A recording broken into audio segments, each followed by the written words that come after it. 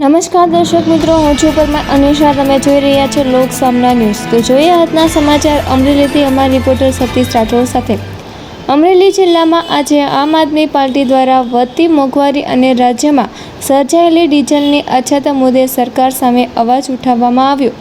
જિલ્લા કલેક્ટર મારફતે મુખ્યમંત્રીશ્રીને આવેદનપત્ર પાઠવી ખેડૂતો, ટ્રાન્સપોર્ટરો અને સામાન્ય નાગરિકોની સમસ્યાઓ અંગે તાત્કાલિક કાર્યવાહી કરવાની માંગ કરવામાં આવી.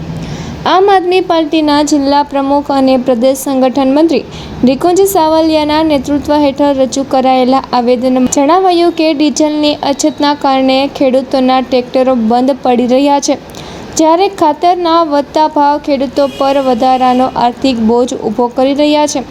પાર્ટીએ ખેડૂતો માટે ડીઝલનો વિશેષ ક્વોટા નક્કી કરવા તેમજ ખાતરના વધારેલા ભાવ પરત ખેંચવાની માંગ કરી છે.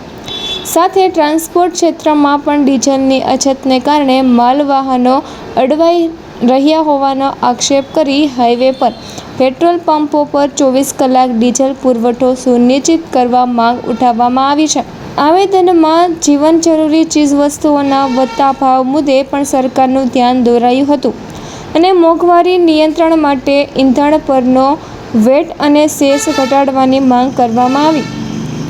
આ પ્રસંગે મોટી સંખ્યામાં કાર્યકરો, ખેડૂતો, આગેવાનો અને સ્થાનિક નાગરિકો ઉપસ્થિત રહ્યા હતા. આજ રોજ આમ આદમી પાર્ટી અમરેલી જિલ્લા દ્વારા કલેક્ટર શ્રી સાહેબ માધ્યમથી મુખ્યમંત્રી સાહેબને આવેદનપત્ર પાઠવવામાં આવ્યું છે.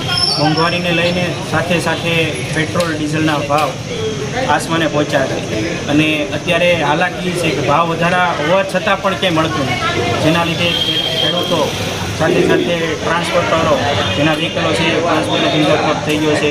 રોજિંદી નોકરી કરતા અને અપડાઉન કરતા લોકો એને પેટ્રોલ ડીઝલ મળી નથી રહ્યું. આ તમામ સમસ્યાઓની રજૂઆત કલેક્ટર સાહેબશ્રીને રજૂઆત કરેલી છે અને સરકાર શ્રી સુધી પહોંચાડી અને એના નિરાકરણની માગણી કરી છે. અને સાથે સાથે જણાવ્યું જો આની ઉપર ઠોસ પગલાં લેવામાં નહીં આવે તો આમ આદમી પાર્ટી ગાંધી ચિંધ્યા માર્ગે આંદોલન ગુજરાત.